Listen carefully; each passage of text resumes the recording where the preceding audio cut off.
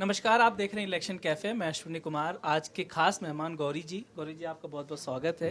ये international editor हैं हमारे एनडीटीवी ग्रुप की, और हमारे खास शो में इसलिए आई हैं क्योंकि आज हम ऐसे विषय पर चर्चा करने वाले जो महत्वपूर्ण देश है बांग्लादेश, जो हमारा सहयोगी भी है, लेकिन पिछले कुछ दिनों से या कुछ महीनों से वहाँ पे हालात ठीक नहीं है। पहले तो सत्ता से बेदखल हुई शेख हसीना, उसके बाद अब देश में जो हिंदू हैं, वहाँ की जो माइनॉरिटी हैं, उनके खिलाफ देखने हर दिन नई नई घटनाएं सामने आ रही हैं। साथ में बात करने के लिए विचित सर, मयंक सर और संजय जी, आप सभी का स्वागत है।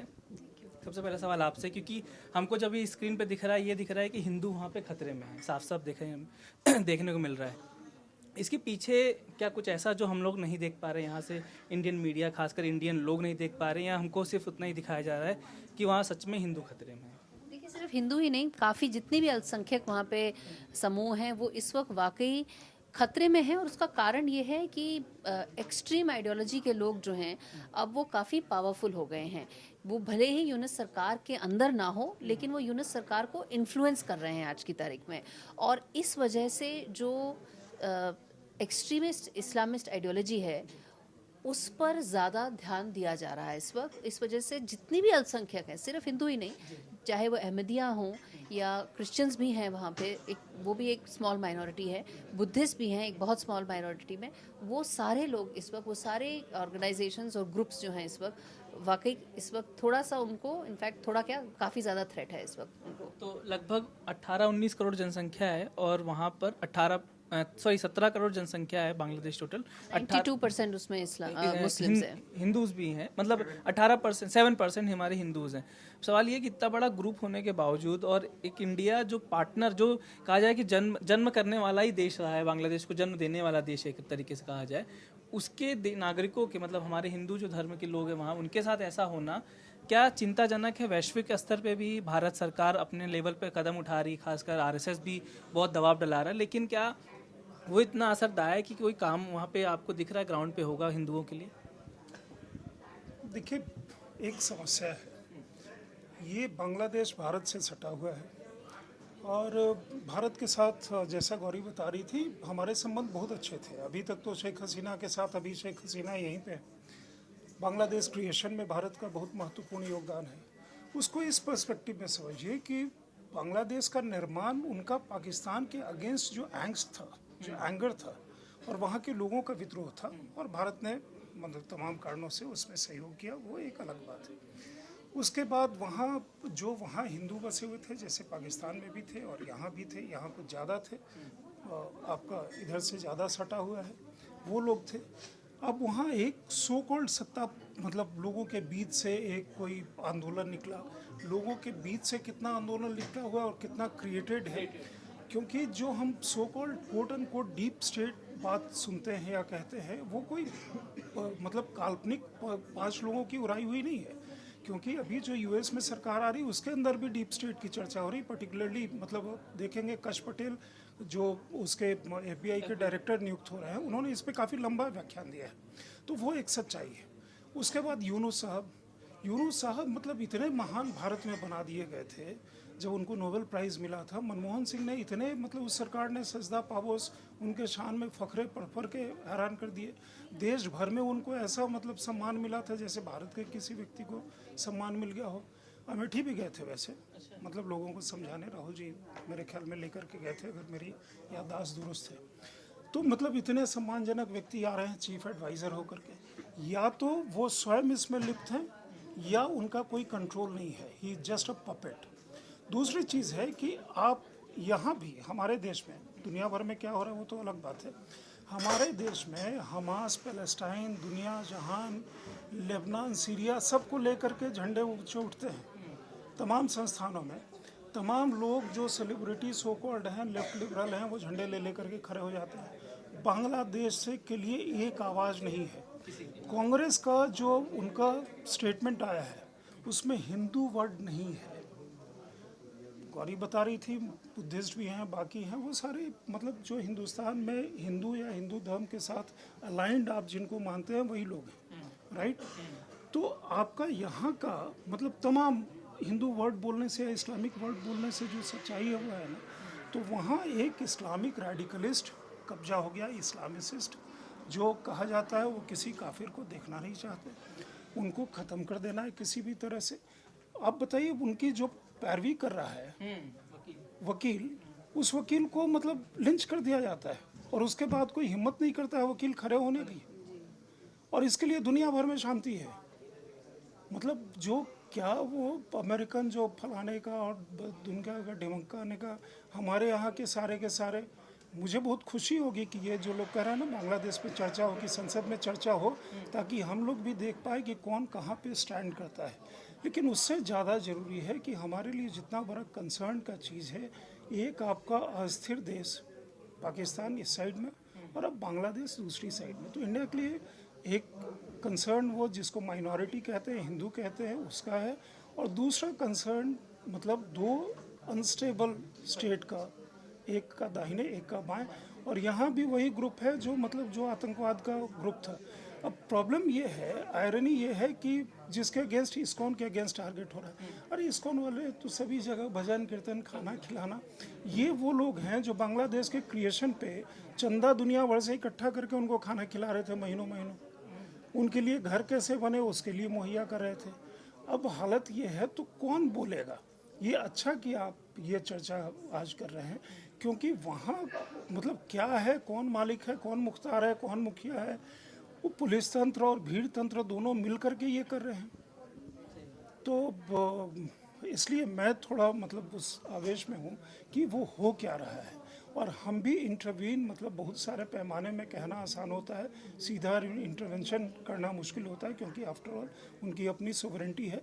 लेकिन भारत सरकार मेरे ख्याल में जो बोली है वो स्ट्रांग है, और दुनिया भर में इसके बारे में एक ओपिनियन बनना चाहिए।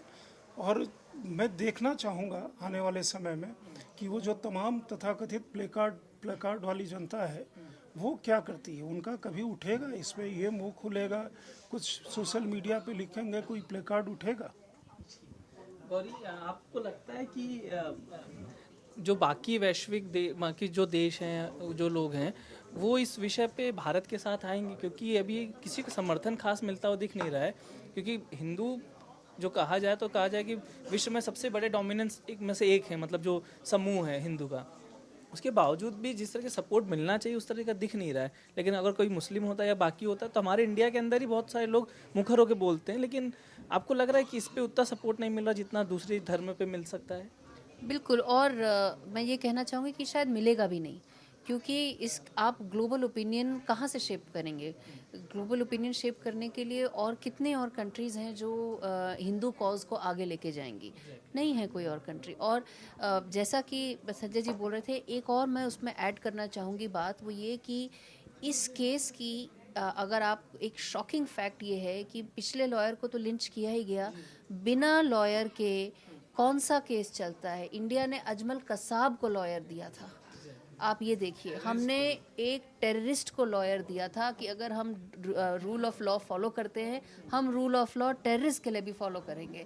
बट उस हमारे जिसे कहते हैं इस्कॉन के जो प्रीस्ट हैं, उनको पंडित जो हैं वहाँ पे, जी चिन्मय दास हैं, उनको लॉयर नहीं मिला। बिना लॉयर के उनका केस अब 2 जनवरी को सुना जाएगा, तब तक उनको बेल नहीं मिल रही है। अब बताइए, इतनी एक्सट्रीम सिचुएशन में उन्हें अभी 30 दिन और जेल में रहना है, जब बिना लॉयर के। मतलब जब ये आप बारीकी देखें और इस पर कोई आवाज़ नहीं उठ रही है कि कौन से रूल ऑफ लॉ की बात कर रहे हैं, कौन सा ड्यू प्रोसेस है, दुनिया में कहीं आवाज़ नहीं, इस पे नहीं उठी है, तो आपके मैं प्रश्न को ये बोलूँगी कि मुझे नहीं लगता कभी और आवाज़ कहीं और किसी कोने से इस विषय पे कभी उठेगी। नेपाल से नहीं उठ रही है। Exactly, नेपाल वो तो हिंदू हिंदू थे। देश होता था, अब नहीं है, अब नहीं। अब नहीं है। अच्छा। होता था, वहाँ से भी आवाज़ नहीं आई, क्योंकि अब वहाँ पे अब कम्युनिस्टों का अब राज है वहाँ पर लेकिन बात है, अगर वहाँ से भी नहीं आ रही, दुर्भाग्यपूर्ण बात यह है 7% के करीब हैं हिंदू। वहाँ पे 24% होते थे बांग्लादेश में, 8% से कम हो गए, हल्के से 7 साढ़े 7% है।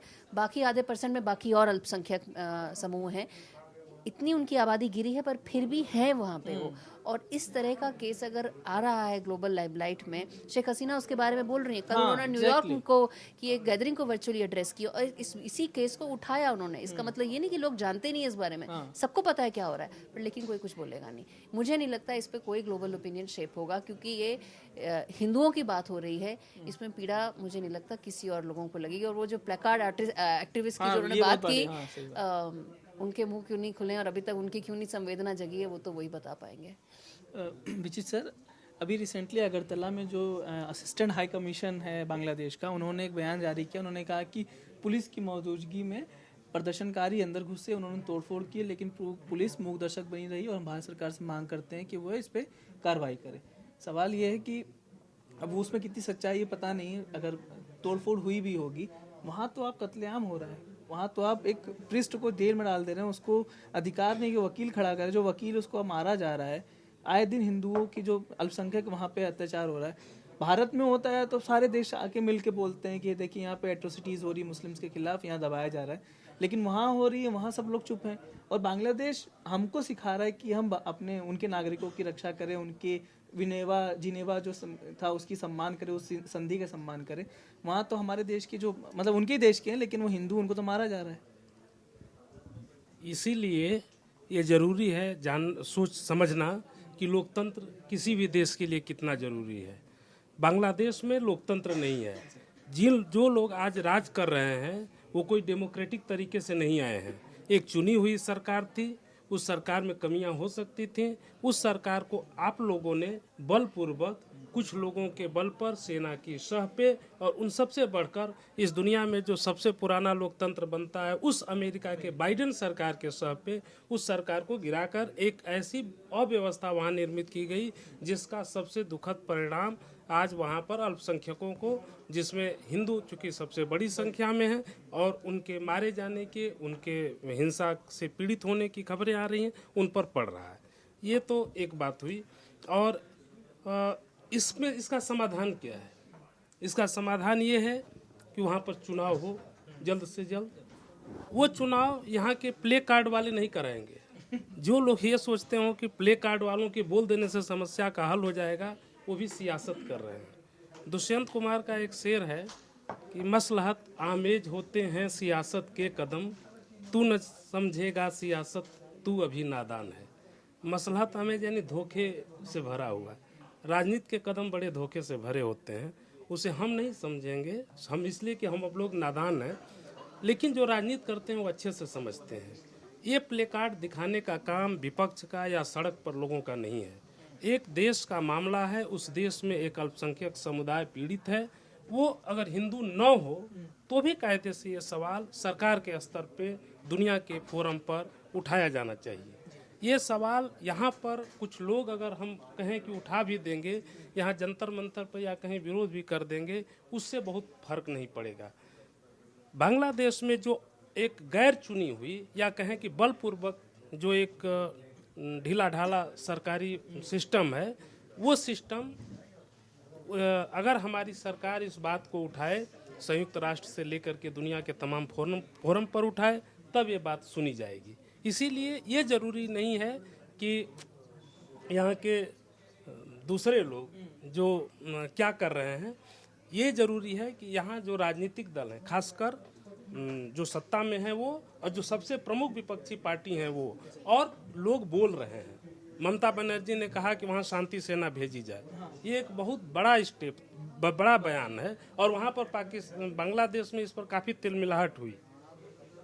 तो ये सब चीज़ें नहीं। अब एक बिंदु इसमें मैं जोड़ूंगा कि जो कुछ बांग्लादेश की आज स्थिति है, जो कुछ वहाँ पे हो रहा है, उसमें क्या है, उससे वो इसलिए हो रहा है कि वहाँ उसने अपने देश में राष्ट्रीय भावना से ऊपर धर्म की भावना को समझा।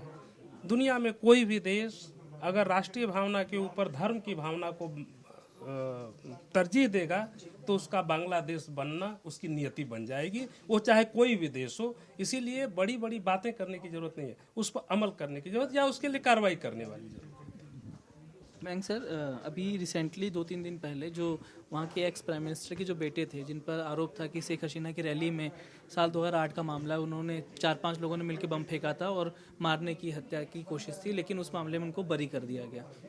खासकर जो सरकार के लोग हैं, जो स्टूडेंट्स से प्रोटेस्ट से निकले हुए लोग जो बनाए गए हैं, उनमें से बहुत सारे लोगों का जो लिंकिंग है, जो आइडियोलॉजी, वो जमात जो वहाँ पे बैन ऑर्गेनाइजेशन था वो वापस हो गया है, उससे जुड़ा हुआ भी। और कुछ लोगों को माना जाता है कि वो प्रो वेस्टर्न कंट्रीज जैसे अमेरिका, यूके, जैसे खासकर जो चीफ हैं अभी उनके बारे में कहा जाता है। ये लोग हाँ, इन लोगों का जो नज़रिया है भारत के खिलाफ तो शुरू से ही नेगेटिव था। तो क्या अभी हम लोगों को आश्चर्यचकित इस पे ज़्यादा होना चाहिए कि अरे ये सब हो रहा है? क्या आपको लगता था कि अगर जहाँ पे, जैसे सर ने कहा कि जहाँ पे भी इस्लाम धर्म के आधार पर जब भी देश बनेगा, इस्लाम की मैं बात धर्म के आधार मैं पर, कह रहा हूँ धर्म राष्ट्रीय भावना पे भारी पड़ेगा, वहाँ पे परिस्थितियाँ बांग्लादेश जैसी बनेंगी। तो क्या वही बात कहना चाह रहा था कि धर्म के आधार पर जहाँ पे भी होगा वहाँ पे भी ऐसे ही होगा, चाहे हमारा देश हो चाहे कोई और देश हो। एक और एलिमेंट है उसमें। दो तीन साल पहले का एक बहुत बड़ा हेडलाइन जो मेरे लिए बड़ा शॉकिंग भी था और थोड़ा सुखद आश्चर्य वाला भी था कि बांग्लादेश का पर कैपिटा इनकम जो है बड़ी तेज़ी से बढ़ रहा है और एक टाइम में इंडिया से ऊपर चला गया था। तो हमारे लिए दोनों, हम बोले नहीं कि दोनों इमोशन था, थोड़ा शॉकिंग भी था कि अरे बांग्लादेश, और दूसरी बात सुखद आश्चर्य कि बांग्लादेश बनने की बड़ी कीमत हमारे देश ने चुकाई है और उसकी कीमत अभी तक हम चुका रहे हैं। बांग्लादेश से जो इन्फिल्ट्रेशन जो हुआ था 70s में, 80s में, 90s में तक चला है, वो हम उसका बहुत बड़ा हिस्सा, उसका बहुत बड़ा बर्डन भारत का भी है। तो वो, और इसीलिए बहुत लॉजिकल था कि उसके बनने के बाद हमारे रिश्ते बहुत अच्छे थे, शुरू से ही अच्छे थे। लेकिन जब वो हेडलाइन पे नज़र कीजिए कि उसका पर कैपिटा इनकम बड़ी तेज़ी से बढ़ रहा है, उसकी इकोनॉमी बड़ी तेज़ी से ग्रो कर रही है। जब मुसीबत में था बांग्लादेश तो हमारे साथ था, जब उसमें खुशहाली आए तो बहुत सारे अपना हिस्सा बांटने वाले आ गए। तो इसीलिए गौरी जी हमारी पड़ोसी है न्यूज़ रूम में, तो इनसे बहुत सारी बात होती है। तो अगस्त में जो घटना हुई, शेख हसीना अचानक निकल गई, तो हम लोग बहुत ही आश्चर्य में थे, वो क्या रहा है ये। उसी समय हम लोग का कंक्लूजन था कि ये स्टूडेंट प्रोटेस्ट नहीं है, ये बस मुखौटा है, ये स्क्रिप्ट कहीं और लिखी गई है। और इसके जो भी उदाहरण आप देख लीजिए, इराक देख लीजिए, अफगानिस्तान देख लीजिए, सीरिया देख लीजिए, अब बांग्लादेश देख लीजिए, कुछ हद तक पाकिस्तान में देख लीजिए, जहाँ कहीं का भी दिखता कुछ और है और स्क्रिप्ट कहीं और लिखी जाती है, तो वहाँ डिसास्टर ही होता है। ये सारा नाम आप देख लीजिए, इराक देख लीजिए, ख़त्म है, अफगानिस्तान कहीं नहीं है, पाकिस्तान देख ही रहे हैं आप, अब बांग्लादेश उसमें लीग में आ चुका है, उस लीग में। तो ये स्क्रिप्ट, अब इन्होंने सही कहा कि जो कोई भी डेमोक्रेसी के नाम पे इस तरह से घिनौना मजाक कर रहे हैं लोगों के साथ, उनको आंसर देने, उनको एक्सपोज करने की ज़रूरत है, उनको सबक सिखाने की ज़रूरत है और उनको पूरी तरह से डिफीट करने की ज़रूरत है। तभी डेमोक्रेसी बचेगा और तभी इस तरह के एबरेशन जो होते हैं ना पूरी दुनिया में, अब जो अभी बांग्लादेश में एकदम नंगा नाच हो रहा है उसका, तभी उसका अंत होगा। इसीलिए पहले डेमोक्रेसी के जो सो कॉल्ड पैरोकार हैं उनको पूरी तरह से एक्सपोज करने की ज़रूरत है हम लोग को, कि कहीं बैठ के अपने हिसाब से कहीं तरक्की हो रही है तो उसका बड़ा हिस्सा हम ही को मिले और हम ही उस फैसले को डिक्टेट करें। ये जो टेंडेंसी है कुछ पावर सेंटर्स में, और अभी मतलब जो बार बार इंडिया के ग्रोथ स्टोरी पे भी सवाल उठते हैं, तो उनको भी एक्सपोज करने की ज़रूरत है। मेरा ये पॉइंट है लार्जर। बहुत सारे देश, जैसे सर ने कहा, नाम भी ले सकते हैं, वैसे नहीं ले रहे हैं, लेकिन बहुत सारे कंट्रीज है जो, मोहन भागवत का बयान आया था डीप स्टेट, उस पर काफ़ी चर्चा हुई थी। थोड़ा सा डीप स्टेट पे अगर आप थोड़ा बता पाएँ इस वाले मामले में, खासकर बांग्लादेश वाले मामले से, अगर हमको डीप स्टेट जोड़ना हो, कैसे काम करता है। और उन्होंने भारत के परिप्रेक्ष्य में बात कही थी उस समय कि भारत में भी कुछ लोग हैं जो डीप स्टेट के तहत काम कर रहे हैं। अगर थोड़ा बता सकें उसके बारे में, क्या बांग्लादेश में कुछ ऐसा है जो आपको नजर आता है कि विदेशी देश है, डीप स्टेट कहीं ना कहीं काम कर रहा था? देखिए, वेस्टेड इंटरेस्ट होते हैं और ये सब पर्दे के पीछे के एक्टर्स होते हैं जो कभी सामने नहीं आते हैं। वो बिजनेस इंटरेस्ट होते हैं, कमर्शियल के अलावा और इंटरेस्ट होते हैं। जो दो बहुत दुनिया भर में होते हैं, किसी भी देश में ले लीजिए, अमेरिका में खुद में कितना डीप स्टेट है जिसकी ट्रंप जितनी बात करता है। तो बांग्लादेश के बारे में शेख हसीना ने इस साल जनवरी में एक इलेक्शन जो इस बार इन्होंने चुनाव जीता, उसको लेके काफ़ी लोगों ने सवाल उठाया, क्योंकि उस चुनाव से पहले क्या हुआ था कि जो खालिदा जिया की पार्टी है जो अब है सरकार में, उसको बैन कर दिया गया और बोला गया ये चुनाव जो है ये पूरी तरह से डेमोक्रेटिक तरह से नहीं हुआ। ऐसा अमेरिका ने बयान दिया। और इंडिया ने कुछ उसका ऑब्जर्व किया, उन्होंने उस चुनाव को देखा बारीकी से, लेकिन उस पर इतने हार्श कमेंट्स नहीं किए, क्योंकि जो भी था एक चुनी हुई सरकार थी शेख हसीना की। अप्रैल में शेख हसीना ने एक बयान दिया, उन्होंने ये बोला कि बांग्लादेश के बगल में एक पोर्ट बनाने की बात हो रही है, अमेरिका बनाना चाह रहा है, और ये एक मिलिट्री पोर्ट होगा जिसको लेके वो यहाँ पे एक स्ट्रेटेजिक प्रेजेंस रखना चाहता है, और ये मेरी चुनी हुई सरकार को अंडरमाइन करेगा। उसके बाद उन्होंने ये भी बयान दिया कि मेरी सरकार के ऊपर हर तरह का दबाव डाला जा रहा है, और ये जो पोर्ट आएगा यहाँ पर वो मेरी सरकार के, हमारे बांग्लादेश के इंटरेस्ट के फेवर में नहीं होगा। ये उन्होंने अप्रैल में कहा था, और अगस्त तक आते आते 3 महीने में कितनी जल्दी सारा का सारा खेल सामने निकल के आ गया। तो क्या वो सिर्फ एक पोर्ट से रिलेटेड बात है? उसके अलावा किन किन का फ़ायदा होता है कि शेख हसीना ना रहे सरकार में, शेख हसीना की जगह कोई और आए सरकार में, जो अभी यूनुस आए हैं, मोहम्मद यूनुस के काफ़ी अच्छे कनेक्ट्स हैं अमेरिका के बहुत पावरफुल पॉलिटिशियंस के साथ। अभी वो गए थे अमेरिका, वो बिल क्लिंटन से मिले और इस तरह की और काफ़ी बड़ी फॉर्मर प्रेसिडेंट से मिले, उनकी संस्थाओं से मिले, और वो बहुत जाने माने हैं इस सर्कल में। ये बात सही है, वो नोबेल प्राइज़ जीते हुए हैं, उनका अपना एक ग्लोबल सर्कल है, बट वो इस सर्कल में बहुत प्रोमिनेंट हैं। जो अमेरिका का हुज हु है जिसे आप बोलें, चाहे वो कैपिटलिस्ट सर्कल हो, इंटेलेक्चुअल सर्कल हो, लेफ्ट लीनिंग इंटेलिजेंसिया हो, उसमें वो बहुत प्रोमिनेंटली इंट्रेंच्ड भी हैं, उसमें वो काफ़ी हद तक वो उसमें रमे हुए हैं। और ये 2+2 हमको देखना है, और ये समझने वाली बात है कि जो शेख हसीना ने कहा, पोर्ट वाली बात उन्होंने कही, और उसके कुछ ही महीने बाद मोहम्मद यूनुस आए और उनकी सरकार आ गई। एक आखिरी बात मैं बोलना चाहूँगी, ये मेरा खुद का ऑब्जर्वेशन है, ये मेरा निजी एक ओपिनियन है, वो ये है कि 5 अगस्त के बाद जब वो 6-7 तारीख को मोहम्मद यूनुस आए वापस, अमेरिका में थे वो जब वो वापस आए, तो एज एन ऑब्जर्वर मुझे ये लगा कि अगर किसी के देश में इस तरह की उथल पुथल हो और उसे रातों रात इस तरह की जिम्मेदारी दे दी जाए कि भाई अब आप संभालिए, आपका देश किस तरह से पहुंच गया है, तो जाहिर सी बात है अपने थॉट्स कलेक्ट करने में, अपने एक्शंस कलेक्ट करने में किसी को भी एक समय लग सकता है। बट यूनुस जी शायद may be he is a very good statesman, वो बहुत मुझे काम, कंपोज, कलेक्टेड दिखे जब वो एयरपोर्ट पे आए और उन्होंने बयान अपने पहले दिए, फर्स्ट बयान जो उन्होंने दिया।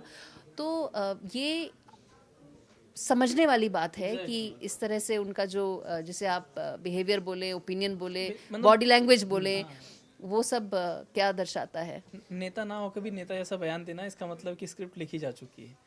तो आज की चर्चा में बस इतना ही, कल मिलते हैं किसी और विषय के साथ, तब तक के लिए बहुत बहुत धन्यवाद। और शेयर और हाँ ज़रूर, माफ़ी चाहता हूँ, इस वीडियो को ज़्यादा शेयर करें, लाइक करें, अपने दोस्तों और परिवारजनों के साथ साझा जरूर करें। ये रोज रोज नहीं बोल पाते हैं, लेकिन आप लोग जरूर इनके न कहे को भी कहा मानकर लाइक करते रहिए, और इस पर कमेंट भी भेजिए और शेयर भी करते रहिए वीडियो को।